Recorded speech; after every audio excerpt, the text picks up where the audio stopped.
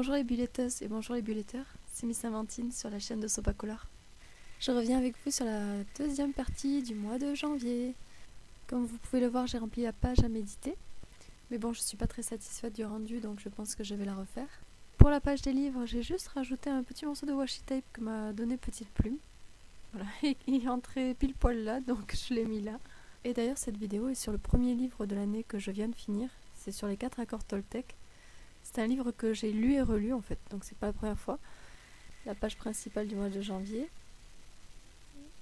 J'ai récupéré ma petite erreur que j'avais fait au niveau de la première semaine parce que j'avais fait une case en plus. Je vais vous mettre un petit lien pour revenir à la vidéo d'avant. Et du coup j'ai créé les autres pages.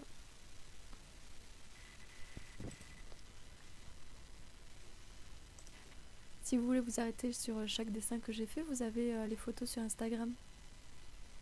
On va commencer avec les 4 accords Toltec. Donc c'est un livre de Don Miguel Ruiz, qui est un descendant de la lignée des Nagal, donc un descendant Toltec direct. Qui, si vous voulez, le savoir des Toltecs se transmettait de génération en génération. Donc lui, c'en est un descendant. Et il a gardé du coup de génération en génération tout le savoir acquis par les anciens en fait. Et Don Miguel Ruiz donc dit que qu'on passe notre vie à avoir des accords avec nous-mêmes, et ce qui peut causer notre malheur en fait. Plus on a d'accords avec nous-mêmes et plus en fait on croule sous la charge de tous ces accords. Du coup ça peut être des trucs anodins, donc comme manger sain, équilibré, matin, midi, soir, ce qui est une très très bonne chose, hein. Généralement on fait des accords avec nous-mêmes pour de bonnes choses, je l'espère, mais on en fait trop quoi, on se met trop de pression finalement. Du coup il a redéfini 4 fondamentaux en disant en fait si tout le monde en arrive à ce socle des 4 fondamentaux, et ben on devrait vivre en communion, en harmonie, et tout devrait bien se passer dans notre monde et dans l'échange avec autrui. Le premier accord est que votre parole soit impeccable. Ça a l'air simple en soi et tellement limpide, mais je pense que c'est l'accord le plus important, et c'est aussi celui qui est le plus difficile à tenir en fait, qui est le plus difficile à honorer. Pourquoi il faut que notre parole soit impeccable? Tout simplement parce que la parole a un fort pouvoir créateur. J'ai une amie qui dit souvent que la pensée crée. D'ailleurs, je lui fais un petit clin d'œil au passage, elle se reconnaîtra. Et c'est ça, c'est exactement de ça qu'il s'agit en fait. Donc, la parole est un outil qui permet du coup de s'exprimer, de communiquer, de penser, et donc de créer des événements dans notre vie. Comme une pièce à deux faces en fait. On peut créer ce qu'il y a de plus beau et au contraire en fait détruire tout notre univers quoi, sur le seul fait de la parole. Donc le livre définit bien la parole impeccable, que votre parole soit impeccable. Donc ils définissent impeccable dans la souche pure du mot, à savoir impeccable, de la souche latine impeccatus, qui veut dire sans péché. Donc péché dans le sens commettre quelque chose contre soi-même en fait. C'est quelque chose que vous sentez, que vous croyez ou faites à l'encontre de vous-même, de vos convictions profondes, enfin de ce que vous êtes. Vous commettez un péché. Vous agissez contre vous-même. Lorsque vous jugez, vous critiquez n'importe quoi, en fait vous péchez contre vous-même. Donc être sans péché, c'est faire exactement l'inverse. C'est ne rien faire contre soi. C'est-à-dire qu'en fait vous assumez l'entière responsabilité de vos actions, de vos dires, et vous ne vous jugez pas et vous ne vous critiquez pas.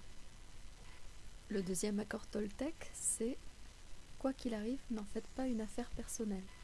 En faire une affaire personnelle, finalement, c'est donner de l'importance à ce qui a été dit ou fait. Voyons, si par exemple vous marchez dans la rue et vous vous faites insulter par une personne que vous ne connaissez pas, cette personne a un problème avec elle-même, pas avec vous en fait, elle ne vous connaît pas, donc elle ne peut pas savoir quoi que ce soit sur vous, et encore moins des choses méchantes.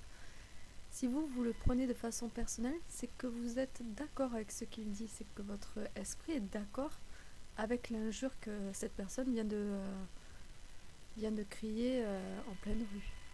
Mais n'acceptant pas le fait d'avoir été injuré, de façon publique qui plus est en fait, votre esprit s'oblige à justifier ou à répondre à cette injure. On est d'accord que c'est valable pour le mauvais comme pour le bon en fait. Si quelqu'un vient vous voir en disant tu es la meilleure de toute la planète, restez humble et dites-vous qu'il y a forcément quelqu'un sur cette planète qui est meilleur que vous. Donc n'en faites pas une affaire personnelle dans le bon comme dans le mauvais. Mais généralement c'est dans le mauvais que l'esprit réagit. Le troisième accord Toltec, c'est ne faites pas de suppositions. On a toujours tendance à croire des choses et ces croyances en fait deviennent des vérités dans notre esprit, alors qu'en fait, dans la réalité, c'est pas du tout le cas. Si on fait des suppositions sur ce que les autres font, pensent ou disent, c'est qu'on finit par en faire une affaire personnelle. Donc qu'est-ce qui se passe? On va en vouloir à la personne en question et on va lui cracher une sorte de venin émotionnel à la tête, alors qu'en fait ce n'est basé que sur une supposition, c'est-à-dire que c'est même pas fondé. Finalement, le meilleur moyen d'arrêter de faire des suppositions, c'est de poser des questions. Vous vérifiez que la communication avec votre interlocuteur est claire, et si vous ne comprenez pas, vous demandez. Ayez l'humilité de vous dire que vous ne savez pas tout, et donc de demander. Comme ça, vous connaîtrez la vérité. Chacun a le droit de vous dire oui ou non. Vous pouvez demander, vous avez le droit de demander, et la personne en face, elle a le droit de vous répondre ou pas. Et inversement, si un jour quelqu'un s'interroge, il peut vous demander, et vous avez le droit de dire oui ou non, de répondre ou pas.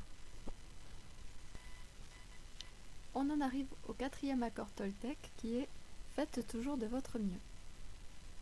Alors cet accord, c'est celui qui transforme progressivement les 3 premiers accords en habitudes, solidement ancrés en nous en fait.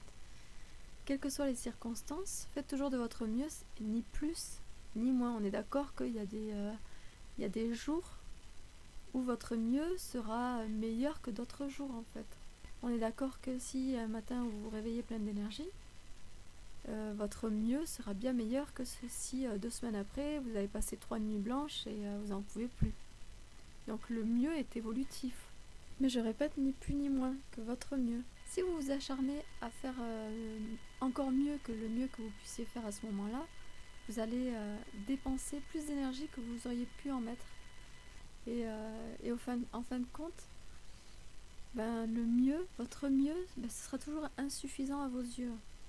Donc vous allez vous vider de votre énergie et vous agissez contre vous-même.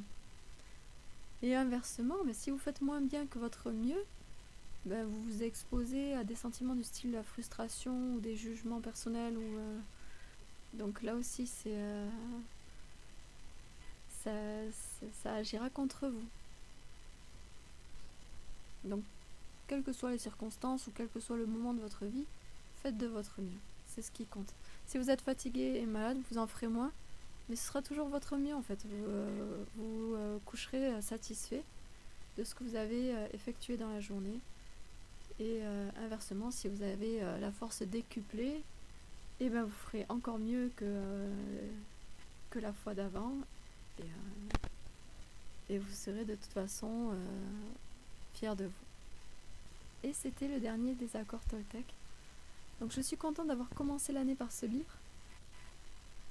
Je pense qu'à la fin de l'année, je ferai une sorte de classification des livres que j'ai lus pour savoir ce qui mérite vraiment la peine d'être lu, selon moi bien sûr, parce qu'il y en a que je vais lire qui certainement ne méritent pas trop la peine, qu'on s'y attarde trop. Je vous empêche pas de lire ce que vous voulez bien sûr. Donc ce que j'ai aimé dans ce livre, déjà il est court et il est efficace, je crois qu'il fait 160 pages. Il se lit d'une traite, il est très bien structuré, il est très inspirant, très bienveillant. C'est le style de livre que j'adore. À noter quand même que même si ça a l'air de 4 accords simples, que ta parole soit impeccable, ne prends rien personnellement, ne fais pas de suppositions et fais toujours de ton mieux, à mettre en pratique quand même, c'est vraiment un travail de tous les jours. C'est sur ces bonnes paroles que je vais arrêter la vidéo. J'espère qu'elle vous a plu. Et on va se revoir très très vite pour une nouvelle vidéo. Si vous avez aimé, n'hésitez pas à liker. Abonnez-vous en cliquant sur la cloche. Et je vous dis à très très bientôt pour une nouvelle vidéo.